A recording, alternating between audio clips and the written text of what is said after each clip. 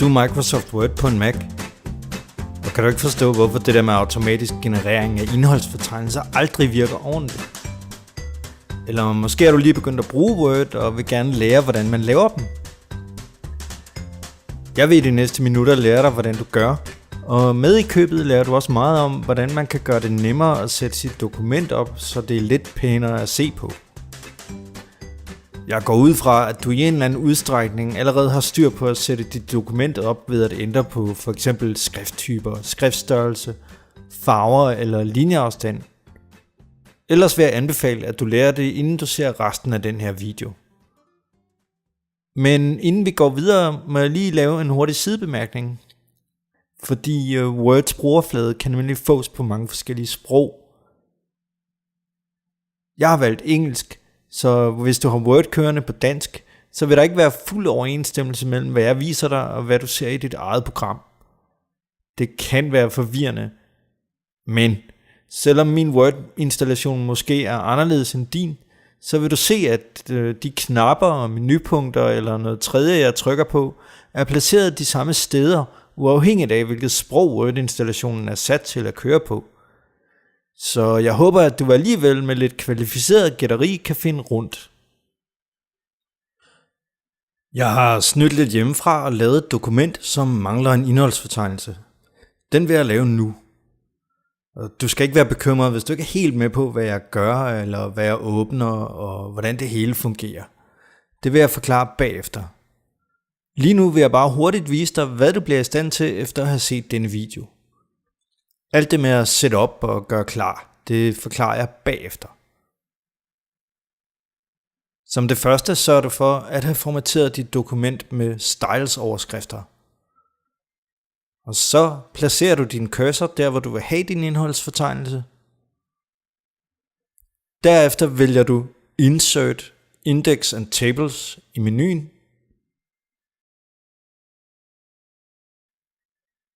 I det vindue, der kommer frem, trykker du på den tab, der hedder Table of Contents, og så trykker du OK.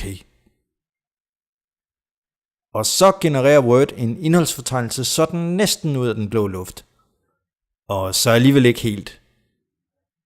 Word kigger nemlig på den måde, du har formateret dit dokument, du ved med skriftstørrelser, farver, skrifttyper osv., og bruger det til at bestemme, hvad der skal med i din indholdsfortegnelse. Det vil at mærke, hvis du har pakket dine formateringer ind i de såkaldte styles, og brugt disse styles til at formatere dit dokument. Og hvad er så styles for en fisk? Nu sidder jeg så og skriver min tekst, og når til et sted, hvor jeg synes, der skal være en overskrift. Og den dårlige del af mig sidder allerede nu og tænker, så skal jeg hele vejen op i menuen og vælge en skrifttype, og så skal jeg vælge en størrelse, og så skal jeg vælge en farve. Den måde at formatere sin tekst på kaldes i Word-sprog for direkte formatering. Det er noget, der kommer til at tage en del af min tid, hvis jeg skal gøre det 40 gange i løbet af forfatningen af bare en lidt længere tekst. Og oven i det en halv time senere, så kan jeg ikke huske, hvordan jeg havde valgt mine overskrifter skulle se ud, og der er ikke lige en i nærheden, som jeg kan kigge nærmere på, og hvor var det nu lige, jeg justerer tekstfarven henne?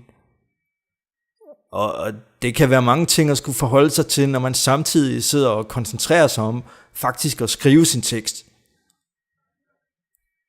Det er mit indtryk, at der derfor er mange, der med god grund vælger at vente med at formatere deres tekst, til efter de er færdige med at forfatte den.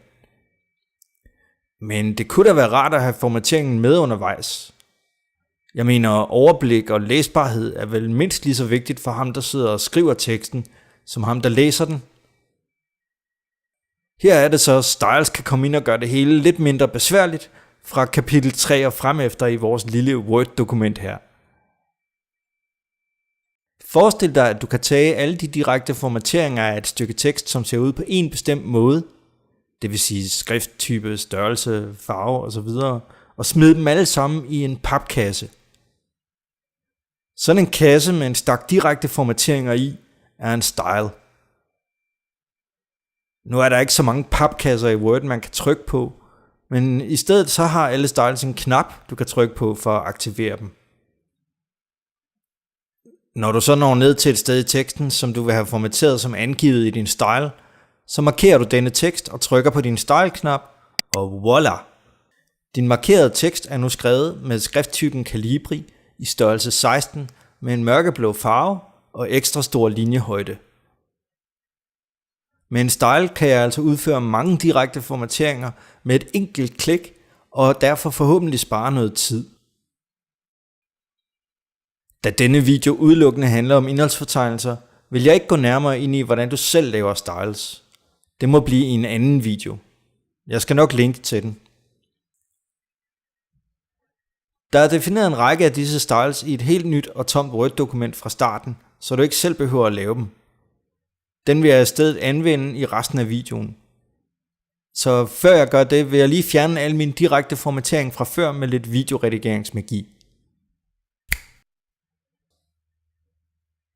Du kan se nogle af de foruddefinerede styles her i dit ribbon under Home i feltet Styles, som knapper der kan trykkes på, når du har en markeret tekst, du gerne vil formatere.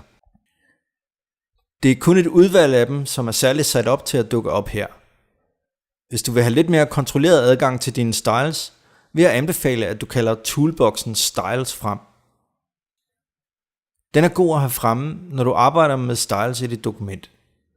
Her kan du blandt andet lægge styles på den markerede tekst ved at klikke på en style i listen.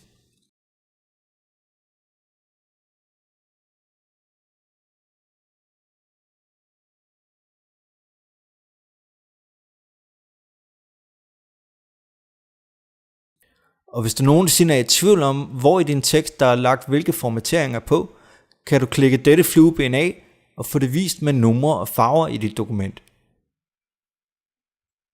Det er i øvrigt ikke noget, der kommer med, når du printer.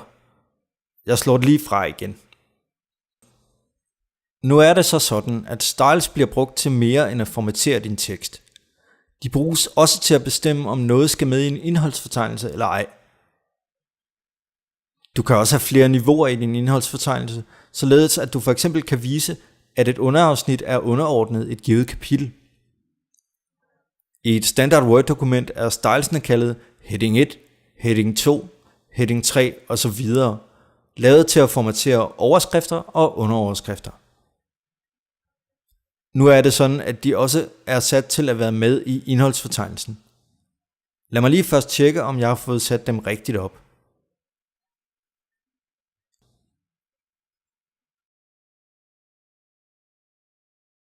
Det ser rigtigt ud. Så jeg er vist klar til at lave min indholdsfortegnelse nu. Jeg sætter min cursor der, hvor jeg vil have min indholdsfortegnelse. Vælger menupunktet Insert Index and Tables.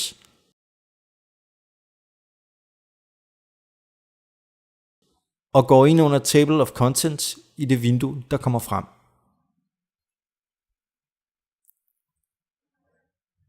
Når du genererer en indholdsfortegnelse, kan du inde under Options gå ind og se, hvilke styles den bruger, inden du udfører genereringen. Læg mærke til, hvordan der er krydset mere end én style af, og at der er sat et tal ud for hver af de afkrydsede styles. At de er krydset af betyder, at de kommer med i indholdsfortegnelsen. Tallet indikerer, hvilket niveau en given style bliver vist på. 1 er det højeste niveau, 2 er underordnet 1, 3 er underordnet 2 osv.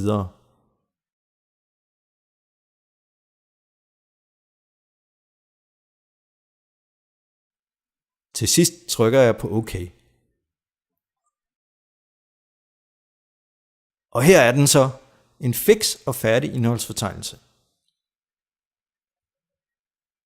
Inden jeg slutter, er der lige en meget vigtig ting at få med. Indholdsfortegnelser holder ikke øje med de ændringer, du laver i resten af dokumentet. Så hvis du laver din indholdsfortegnelse og derefter skriver videre ind i dokumentet, inkluderer indholdsfortegnelsen ikke automatisk de nye overskrifter og underoverskrifter, du eventuelt må tilføje. Ændringer i eksisterende overskrifter og underoverskrifter bliver heller ikke opdateret. Du skal derfor huske selv at regenerere din indholdsfortegnelse, når der er brug for det. Du gør det sådan her. Sæt din mus hen over din indholdsfortegnelse og højreklik. Vælg Update Field.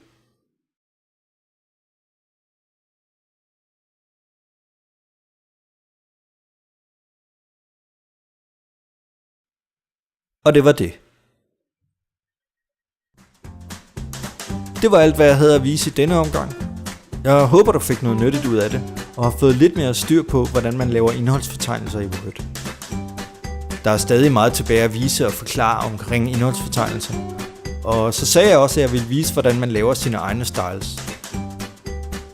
Jeg tror faktisk, det bliver den næste video, jeg laver. Jeg håber, vi ses en anden gang til en ny omgang Word-rundvisning.